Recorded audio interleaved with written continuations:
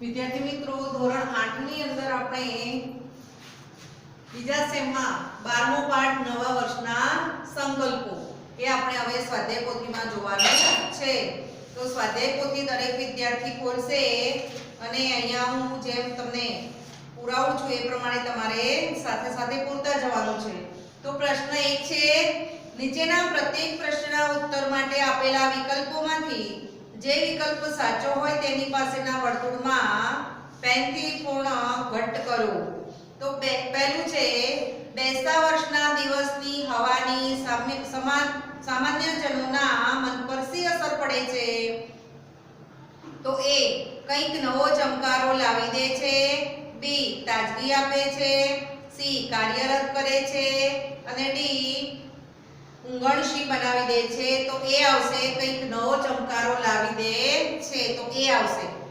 પછી 2, બેસતા વર્ષે લોકોના મનમાં શું થવાની હોશ જાગે છે? બુદ્ધ, મહાવીર, વિવેકાનંદ કે નેપોલિયન થવાની, તો સી આવશે. 3, દિવાળીનો ઉત્સાહ ઘણાને માટે કયા રસમાં પલટાઈ જાય છે? તો વીર રસમાં, એ પણ સી આવશે. હવે 4, કાર્તિકી પૂર્ણિમા સુધી શેનું સમારકામ ચાલ્યું હતું? તો ઘડિયાળનું, ત્યાં બી આવશે. 5, સંતો મહાત્માઓ શું મૂકવાનું કહી ગયા છે? તો જીવનની માયા, તો એ. 6, લેખક કયા સંકલ્પને શબ્દરચના હરીફાઈના અડધા ભરાયેલા વ્યૂહ સાથે સરખાવે છે? તો વહેલા ઉઠવાના, એમાં આવશે સી. 7, લેખકે વહેલા ઉઠવાનો સંકલ્પ કર્યો કારણ કે લેખકની જિંદગીમાં લગભગ 4 વર્ષ જેટલો વધારો થાય તેમ હતો, તો બી આવશે. 8, ચા બંધ કરનાર ભાઈનો સંકલ્પ તૂટી ગયો કારણ કે એમના સંકલ્પથી શું આવશે? ઇન્દ્રનું ઇન્દ્રાસન બોલી ઉઠ્યું, ચાની જાહેર ખબર એમને ચડાવી દીધી, માતા પિતા, પત્ની, બહેન અને મિત્રોના પ્રેમને કારણે કે માંદગીના ઉપવાસમાં ચા પીવાના કારણે રાહત થઈ હતી, તો ત્યાં શું આવશે? ડી. કયા નંબરમાં? અહીંયા 8 નંબરમાં ડી આવશે.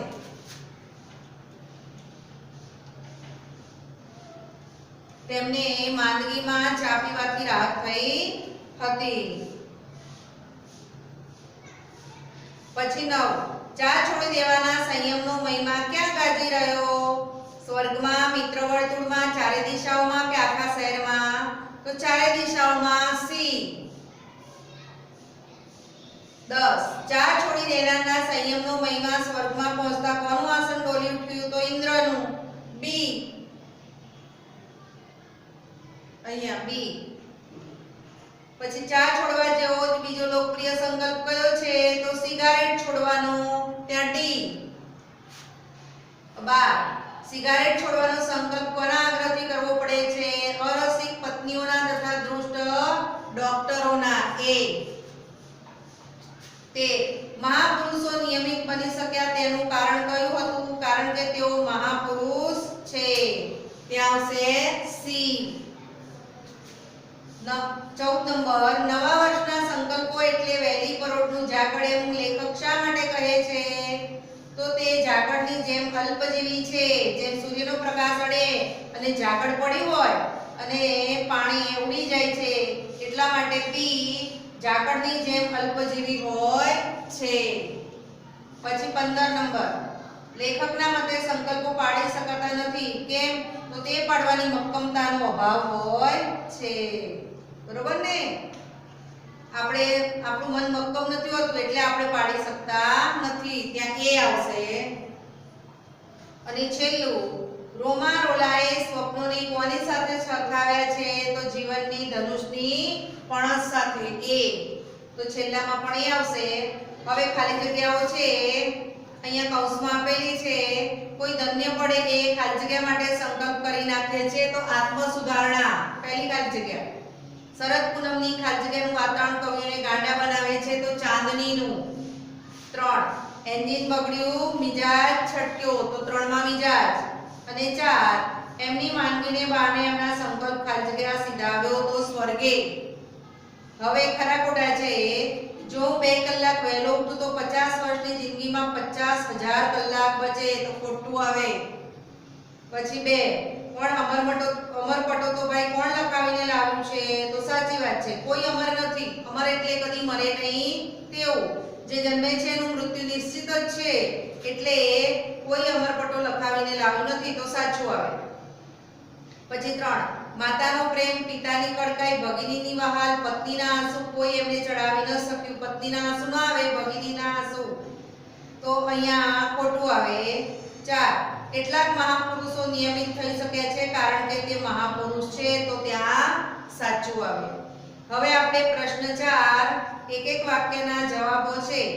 લેખક નવા સંકલ્પો ક્યારે કરે છે તો લેખક બેસતા વર્ષના દિવસે નવા સંકલ્પો કરે છે. પ્રશ્ન 2 લેખકના મતે બેસતું વર્ષ છે એમ ક્યારે સમજવું તો જે દિવસે લોકો જુદા જુદા સંકલ્પ મંત્રનું મનોમન ઉચ્ચારણ શરૂ કરશે તે ત્યારે સમજવું કે તે દિવસે બેસતું વર્ષ છે. 3 સંકલ્પની મજા વિશે લેખક શું કહે છે તો સંકલ્પોની મજા વિશે લેખક કહે છે કે સંકલ્પો કરવા સહેલા છે અને મજા આવે છે તેટલી પાડવામાં નથી આવતી. જેટલી મજા સંકલ્પો કરવામાં આવે છે એટલી મજા એ સંકલ્પો પાડવામાં આવતી નથી. હવે આપણે 4 નંબર સવાલ જોઈશું.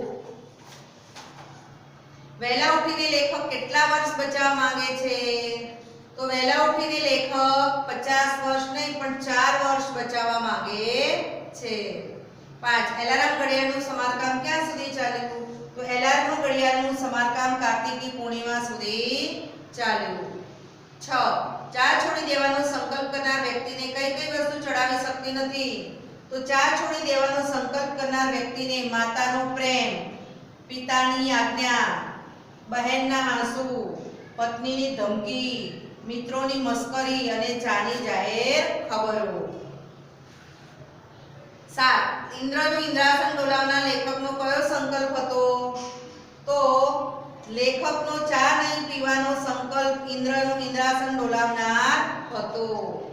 8 નંબર ચા છોડી દેવાનો સંકલ્પ ટક્યો નહીં આ વાતને લેખક કયા શબ્દમાં રજૂ કરે છે તો ચા છોડી દેવાનો સંકલ્પ ટક્યો નહીં આ વાતને લેખક કહે છે કે હવે કદી બેસતા વર્ષે સંકલ્પ કરવો જ નહીં. હવે 9 નંબર આવે છે.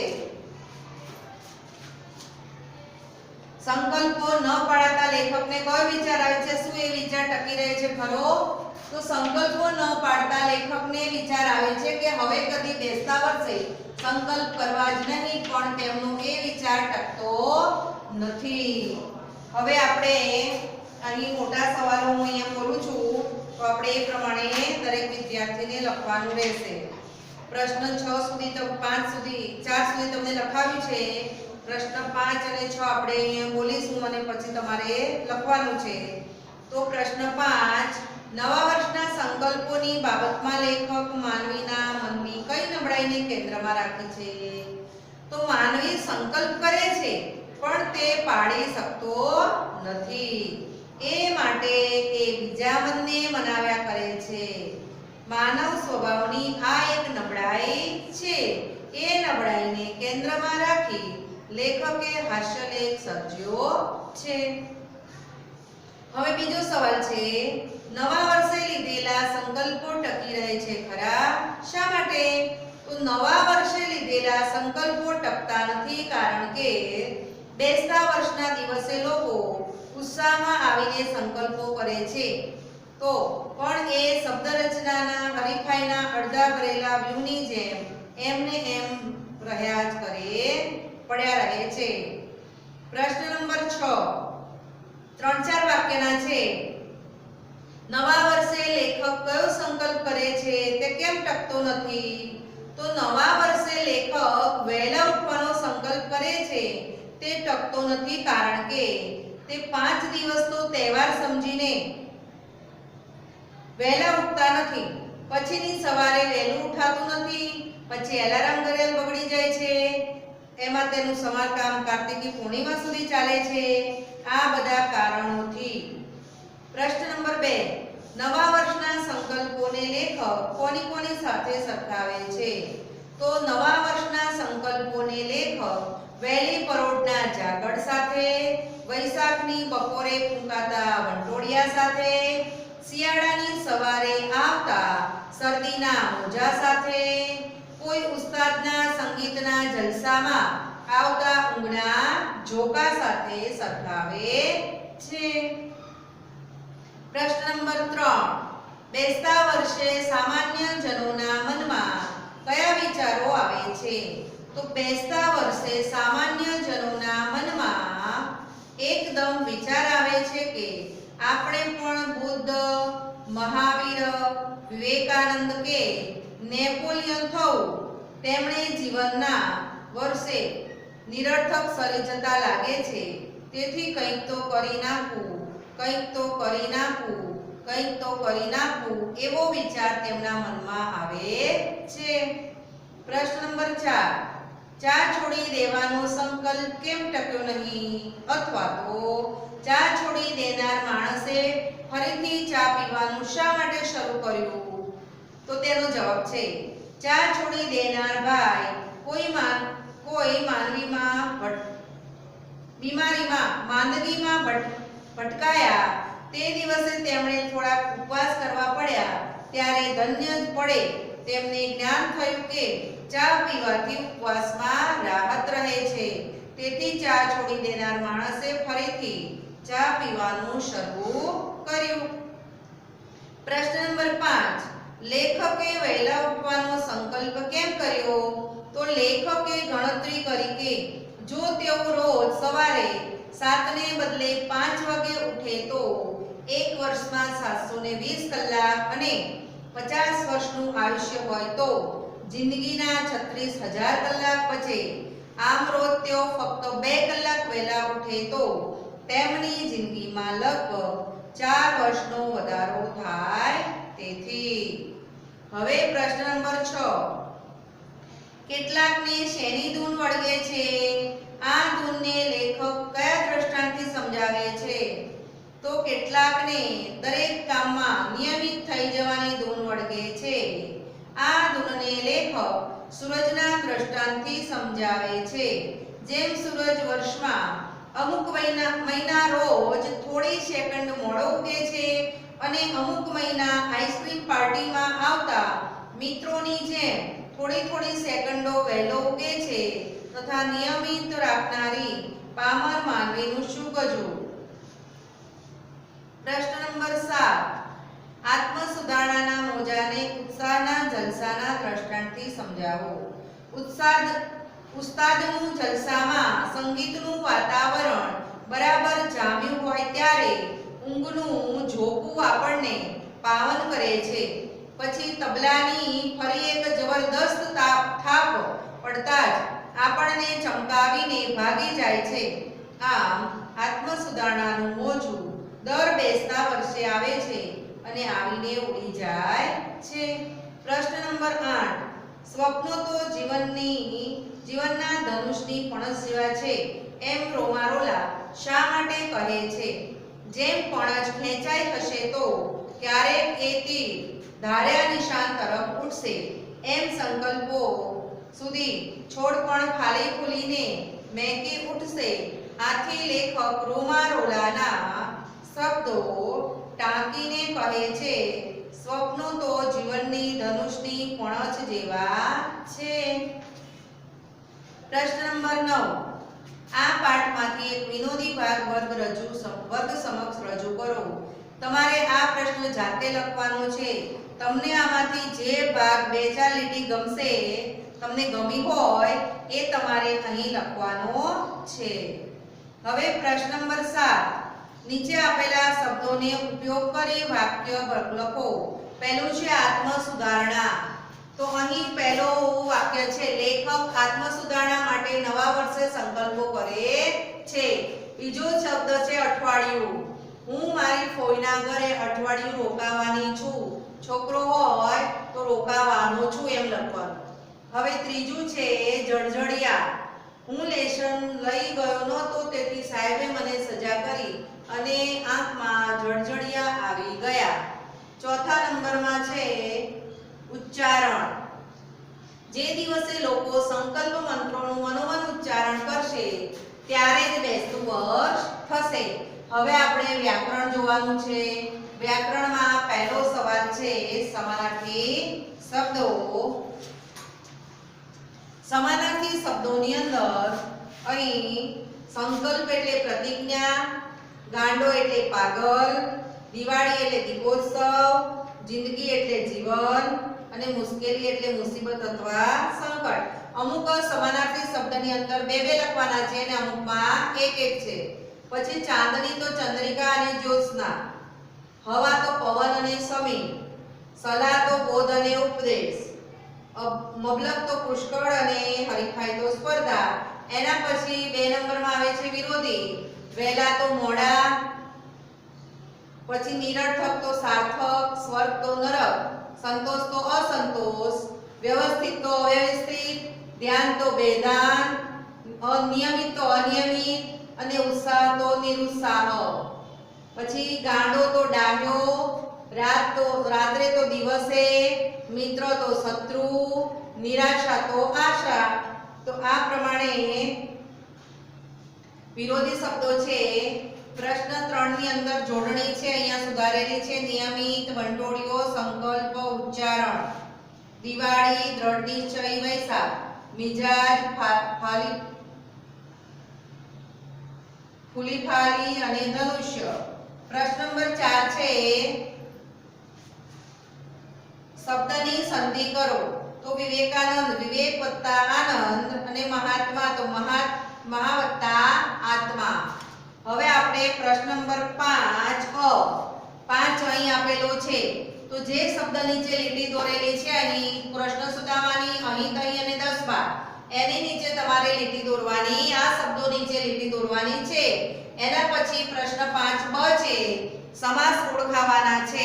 તો પહેલું છે શબ્દ રચના. તો શબ્દની રચના નોની નુન આવે જે શબ્દમાં સમાસનો વિગ્રહ કરેલો છે. જો શબ્દની રચના તો જે શબ્દ રચનાનો વિગ્રહ કરતા નોની નુન આવે એને તત્પુરુષ સમાસ કહેવાય છે. તો જો અહીંયા શબ્દની રચના ની આવ્યું તો તત્પુરુષ આવે. બીજું છે સંતો મહાત્માઓ, જોડકા શબ્દો છે. સંતો અને મહાત્માઓ અને વડે જેનો વિગ્રહ થાય તેને દ્વંદ્વ સમાસ કહેવાય છે. પછી શબ્દની વચ્ચે કોઈ અન્ય શબ્દ ઉમેરાતો હોય તો એને આપણે મધ્યમ પદ લોપી સમાસ કહીએ છીએ. તો અમરપટો તો અમરપણાની ખાતરી આપતો પટ્ટો, અમરપટો તો અમરપણાની ખાતરી આપતો એ શબ્દ આપણે વચ્ચે ઉમેર્યો છે તો તેને આપણે મધ્યમ પદ લોપી સમાસ કહીશું. પુનર્જન્મ તો ફરી, પુનઃ એટલે ફરી, જન્મ અને કર્મધારે કહેવાય. લોકપ્રિય તો લોકોમાં પ્રિય, જો નોની નુના માંથી ઉપર જે આવે તો તત્પુરુષ આવશે. પછી મહાપુરુષ તો મહાપુરુષ, આવો કોઈ ફરી એક શબ્દની શરૂઆતમાં કોઈ આવો મુખ્ય શબ્દ આવતો હોય એને કર્મધારે કહેવાય. તો મહાન તો કર્મધારે, મહાપુરુષ તો મહાન પુરુષ એને કર્મધારે કહેવાય. પછી નાગલોક તો નાગ જાતિ નો લોક, નો આવ્યું, નો તો તત્પુરુષ. દ્રઢ નિશ્ચય તો દ્રઢ છે નિશ્ચય જેનો, જેનો જેવો એવું આવે તો એને ઉપર કહેવાય છે. પ્રશ્ન 6 ની અંદર કકારી ક્રમમાં ગોઠવવાનું છે. તો પહેલા અમરપટો આવશે, અ આ ઈ ઉ ઉત્સાહ, પછી ક તો ક્રોધ, ગણપતિનો ગ તો ગીતા ભક્તો, ન તો નાગલોક, પછી પ તો પૂર્ણિમા અને વ તો વાતાવરણ. તો આ પ્રમાણે આપણે અહીંયા પ્રશ્ન 6 સુધી તમને બોર્ડ ઉપર લખાવ્યું છે. હવે પ્રશ્ન 7 તમારે પ્રશ્ન 7 ની અંદર દ્વિરૂપત અને રવાનુકારી. તો રવ એટલે અવાજ, અહીંયા ફક્ત દ્વિરૂપત શબ્દ શોધવાના છે. તો એકનો એક શબ્દ બે વાર આવતો હોય, અવાજ ના હોય એને આપણે દ્વિ એટલે બે. તો બે શબ્દ એનો એક શબ્દ ફરીવાર આવે એને આપણે દ્વિરૂપત કહીએ છીએ. તો માંડ માંડ, પછી ફૂલીફાલી, દિશ દિશા, જાગી જાગીને, રડાવી રડાવીને, થોડી થોડી અને મનોમન. તો આ શબ્દો દ્વિરૂપત છે એ તમારે આમાંથી લખવાના છે. પછી પ્રશ્ન 8 રૂઢિપ્રયોગનો અર્થ આપી તેમનો વાક્યમાં પ્રયોગ કરો. હું તમને ફક્ત અહીંયા અર્થ જ લખાવીશ, વાક્ય તમારી જાતે બનાવવાના છે. અહીંયા મેં વાક્ય બનાવેલા છે આ પ્રશ્ન 7 ની અંદર, તો એ પ્રમાણે વાક્ય તમારી જાતે બનાવવાના છે. ગાંડા બનાવવું તો મંત્રમુગ્ધ બનવું. 2 આંખમાં ચમકાવી તો ઝબકારો થવો. 3 માયા મૂકવી તો સ્નેહ મમતા છોડવી. 4 પંથે ચડવું તો રસ્તે આગળ વધવું. પછી 5 દિશામાં ગાજવું તો ચારે દિશામાં ખ્યાતિ પામવી. 6 આસન ડોલી ઉઠવું તો અસ્થિરતા આવવી. 7 ધૂન વળગવી તો લત લાગવી, લગની લાગવી જે કહે. પછી 8 મિજાજ છટકવો તો ગુસ્સા પર કાબુ ન રહેવો. કબજો લઈ લેવો તો અધિકાર જમાવવો. અને 10 અનંતમાં ચાલ્યા જવું તો અવકાશમાં વિલીન થઈ જવું. પ્રશ્ન નંબર 9 શબ્દ સમૂહ માટે એક શબ્દ. રસ વગરનું તો નીરસ. પોતાની જાતને સુધારવી તો આત્મ સુધારણા. ઇન્દ્રનું આસન તો ઇન્દ્રાસન. ફરીથી જન્મ લેવો તો પુનઃ જન્મ. દ્રઢ નિશ્ચય વાળું તો દ્રઢ નિશ્ચય.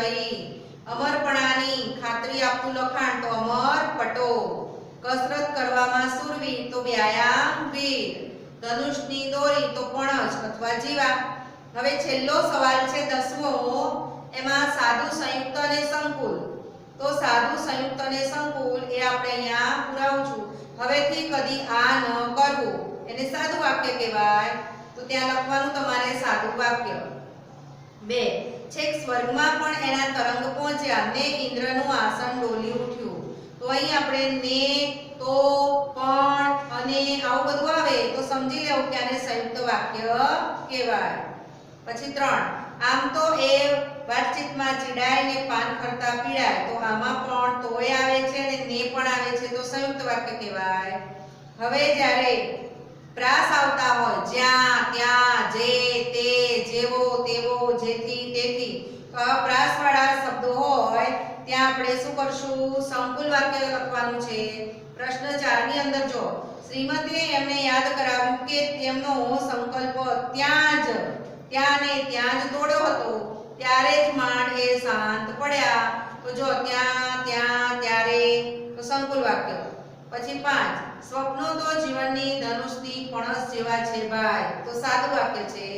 અને છેલ્લું જેમ શરદ પૂનમની ચાંદનીનું વાતાવરણ કવિઓને ગાંડા બનાવે છે તેમ, તો જેમ અને તેમ આવ્યું તો અહીંયા સંકુલ વાક્ય છે.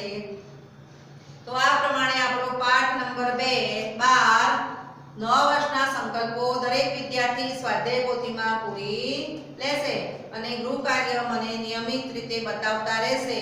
હવે દરેક વિદ્યાર્થીનું ગૃહ કાર્ય હું નંબર સાથે, તમારો હાજરી નંબર સાથે હું ચેક કરીશ. જે નંબરનું ગૃહ કાર્ય નહીં આવે તો હવે તેને પરીક્ષામાં એના માર્ક્સ ઓછા થશે, એનું ધ્યાન રાખશો.